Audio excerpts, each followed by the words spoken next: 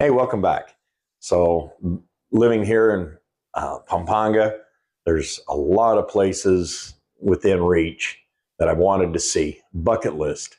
So, I decided to put some money into the motorcycle, make it more reliable, make it dependable, and enhance the horsepower a little bit. A little bit. And I am going on a road trip, but there are things to do before I go.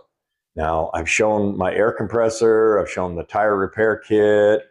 I had to get the RFID for the motorcycle so I could get on and off the expressways. That turned out to be quite the little adventure.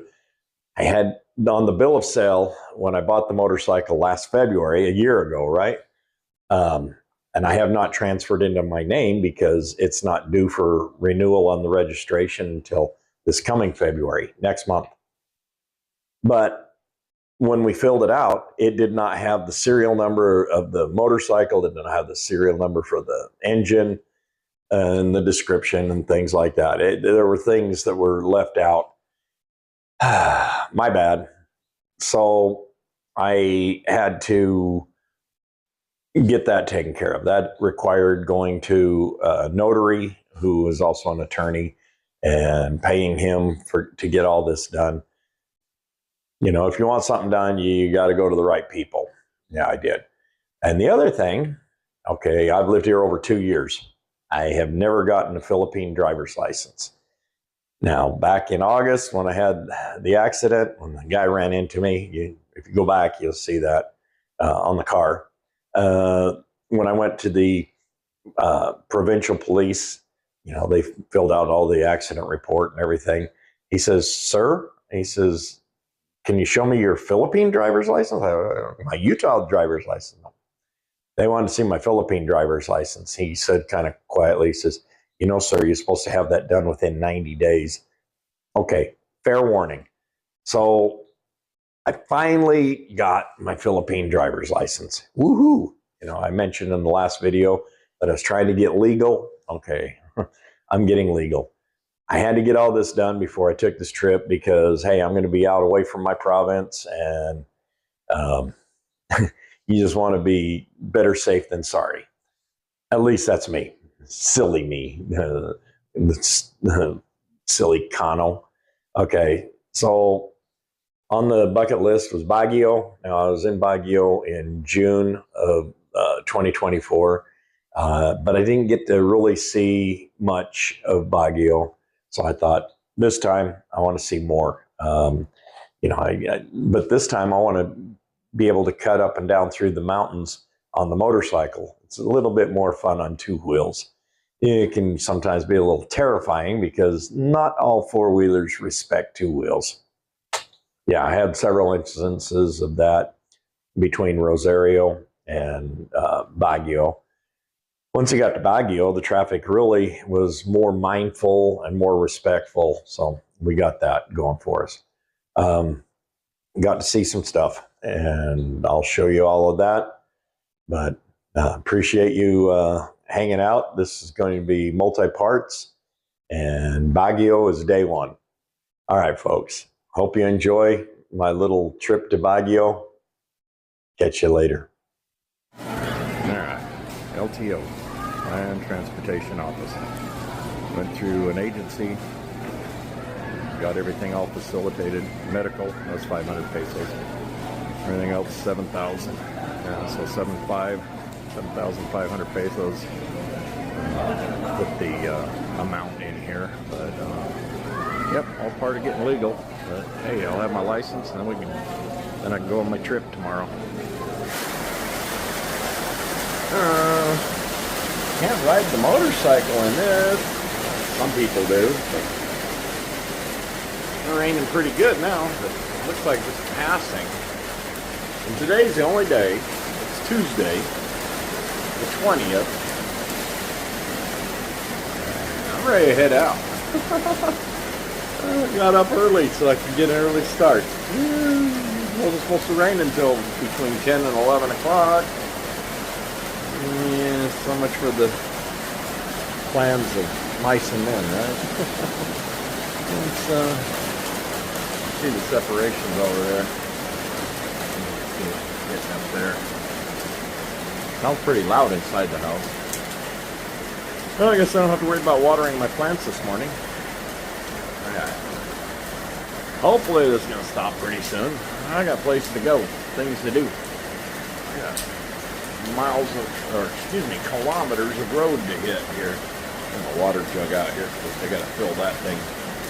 Ran out of water. Huh. Good timing. Yeah, well, if I'd have known it was going to rain this hour, I would have still been in bed. Normally don't get up before the rooster crows. 5 o'clock this morning I was up, so I get an early start. Yep. Okay, well, it's been raining. Bike's all wet. Helmet's wet. The bag should be waterproof, but I was worried about getting all the water off before when it was raining at the house. So, yeah, my RFID worked for the expressway. So, quick break. I was hoping the rain would stop, but it's still sprinkling. But hey, you know, we're going to Baguio. It rains a lot up there. So, all right. Bike runs really good. I do know that 150 is not a strain for it. It's what I've been told, you know. It's not that I'm admitting to anything. Okay. Leg one. We're in Rosario, Pangasinan. We're going to go up over these mountains. That's where Baguio is. I had to stop and get some blood back in my legs. Stop the wind from beating for a while. Right now, we're not in rain, but looking back out here to the west, yeah, it looks like it's clouding up, so we'll see if that comes in or not. Don't know which way the clouds are moving. 40 kilometers to go. It's lunchtime.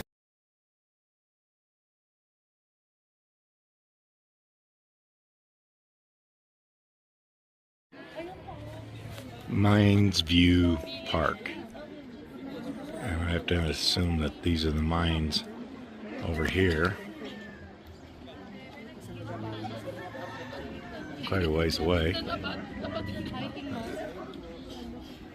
Quite spectacular mountains here, though. When you're at 4,900 feet of elevation, the elevation I used to live at,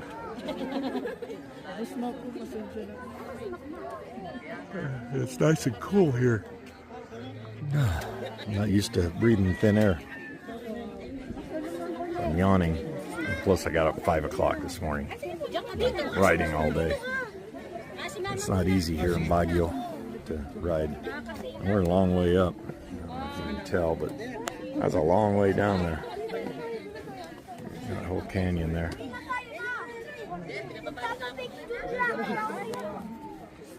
Alright. Well, get to be a little bit of a tourist.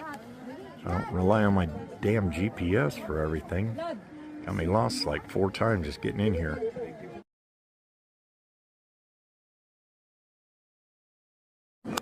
Man, it's been a long time since I've eaten a good minestrone soup.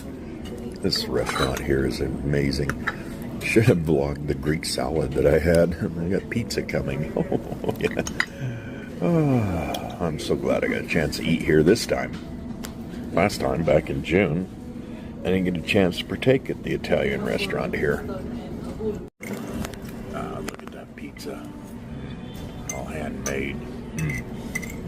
Minestrone, the Greek salad, the minestrone, the pizza. Love this Italian restaurant. Makes the trip worth it just right here. Okay, whatever. Okay, let's take a look inside here. Alright. Jackets. HCR. Nice big shower. I love glass-walled showers, in case you haven't seen from my house. Big waterfall shower head right there. Okay. Let's see. And okay, so it's not luxury accommodations, but it's very quaint. I'm trying to back out a little bit. You know, it's adequate. You know, it's got everything you need. One thing you won't find here in Baguio, air conditioners. No air cons. You don't need it. It's 18 degrees outside right now. It's what, 65 Fahrenheit? Yeah, it's a little nipply. Hence the jackets. Yeah, it gets a little chilly here. So, all right, that's the room here. We met June, the owner. I met June, the owner, and sweet guy. Just as lovely as can be. And the food, oh my God, the food is just so good. All right, that's it. So this is the garden, the Giraffe Hotel. Very peaceful and relaxing. Kind of a little sanctuary area.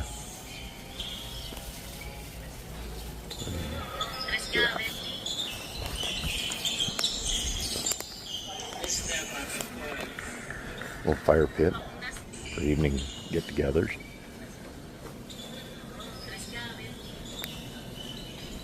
And then the outdoor seating for the restaurant is over here. That's where I had breakfast, had dinner last night. Awesome. Pine tree, you see those in Baguio, high elevations. We're almost 5,000 feet, over 1,500 meters elevation here. But I'm used to.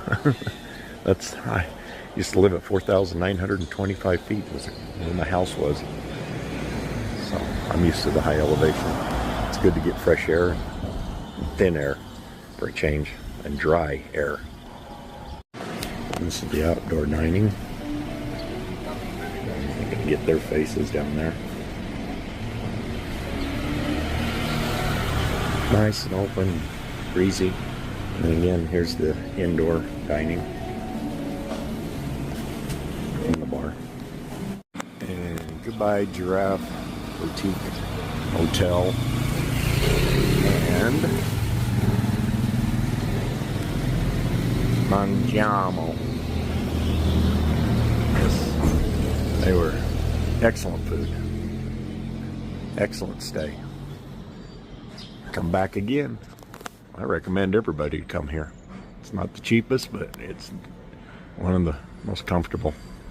And we are at the La Trinidad Strawberry Farm in Baguio. Zoom out here.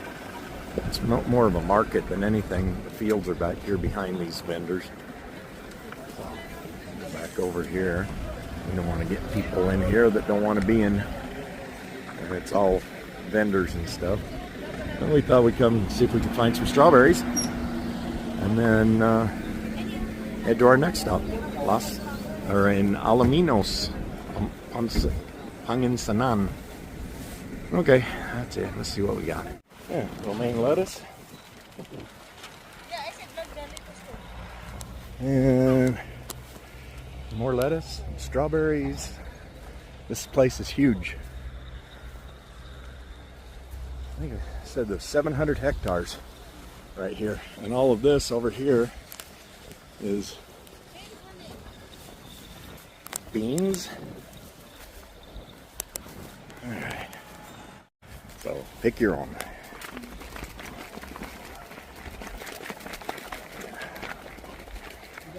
This field is ripe, and you see you get a lot of ripe strawberries in here. So pick some, see how we come out. Believe it or not, those are cherry tomatoes. Those are huge cherry tomatoes. Those are almost as big as the Filipino tomatoes, but that's right here along with the strawberry farm. So several crops. There's some more cherry tomatoes. They're purple. Oh, cool, huh?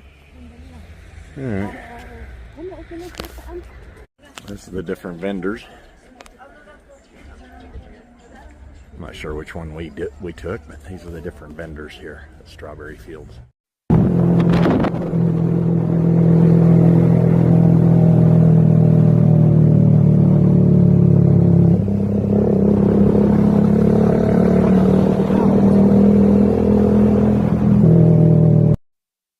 Okay, so day 2 of the trip, which would have been Wednesday, the 21st of January. Check out the hotel in Baguio, have to be out by noon. Decided to go to the strawberry fields. You see that. Pick a kilo of strawberries. Oh, yeah. Yummy. Then on the way to Alaminos, Panginsanan. The goal is to see a phenomenon called 100 Islands. It's in the Lingayen Gulf. So, all right, stay tuned for part 2 coming up. Hope you enjoyed the Baguio section.